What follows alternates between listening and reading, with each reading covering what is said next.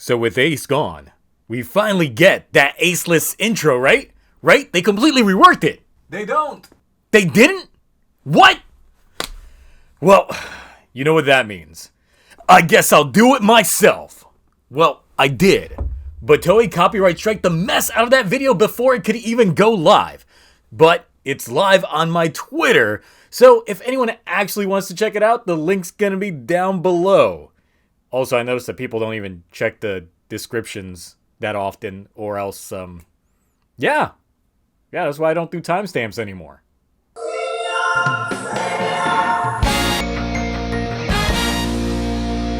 This episode definitely turned out to be a little bit more style than substance, so I wouldn't be surprised if this review ends up being my shortest Geats review yet.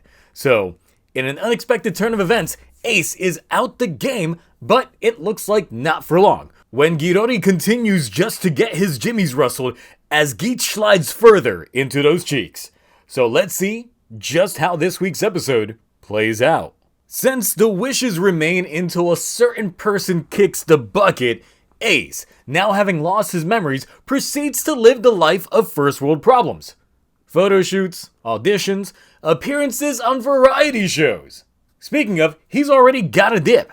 But it's Sumuri who's not set in these new ways, since Ghirori out here going against the rules and making Ace just being tame. Someone who's all about Ace being out the game though? Archimetal. Since now, with Geats out, Yamato's time to shine has arrived.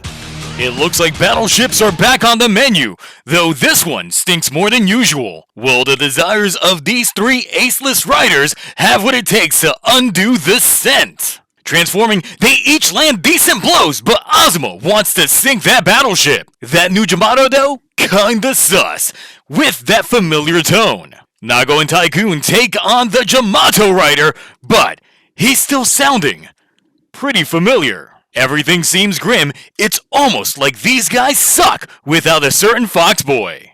Been meaning to ask, Blade, what's the deal with the Deca driver you're sporting there?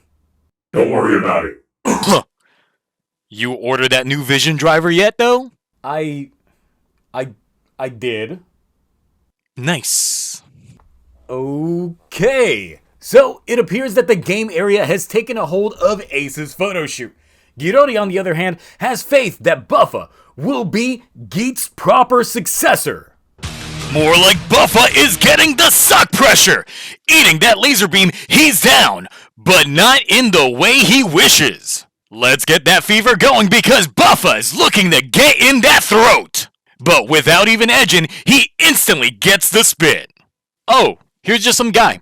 He's not important, but he's got some choice words for our bull boy here. But the immediate rejection means Battleship's got some super hot fire for his ass. After such a hit, Azuma is out, giving Ace his driver before fading. A convenient touch of his ID core revives his memories, taking the others after they get their asses beat right back to Ghirori. Knowing that he's the only one capable of taking down the Yamato, Ghirori chooses to put his faith on the others, but Neon and Keiwa are just too bitched out to care. It's okay though, Ghirori's got hacks, like the boost buckle. Though, it's Ace that snatches that up. Why? He's gonna protect the world. How? Well, Sumuri answers that one. As long as he's still alive, he gets to compete in the DGP. Tough break, Gangmaster should have killed that man. Giving Ace the fiercest stank eye I've seen in years. Ace, explain how we got to this point. In a form of contingency, Ace planted coded messages in his room on his posters. All to guide him in case he actually ended up getting retired. Ladies and gentlemen, boys and girls, Geats can't be beat! Coming in red hot with that Kenshiro throw of hands, the confidence goes from his hands to legs, dealing the massive onslaught of kicks. But what's this fire without a barrel to shoot out of? With the Magnum penetrating. What better way to remember your dead friends than with the power of some of their Zambusi? This is definitely becoming a glorified toy commercial. So are y'all buying yet? Because now it's Twin Command time! Charging up real quick, this is some Gundam Seed Destiny shit right here. Ace is just the Jesus Yamato of this story. Going from jet to cannon back to jet! He proves that it's not about how you boost your magnum, but how much you soak it before going all in. Taking down the battleship, the game. Oh, what's this? The game isn't over. Ha ha! See you on Christmas. Although the arms dealer guy seems satisfied, Girori ass-pulled himself another round, taking it full Ryuki. Rating time. This episode brought back Ace much quicker than anticipated. It really felt like an inverse of the first episode in a lot of ways, which is probably what they were going for. I did enjoy a lot of the action, but it was really much more of a confrontational episode with not a lot of explainers than anything. And it playing out in a single episode as opposed to a two-parter made the pacing much faster.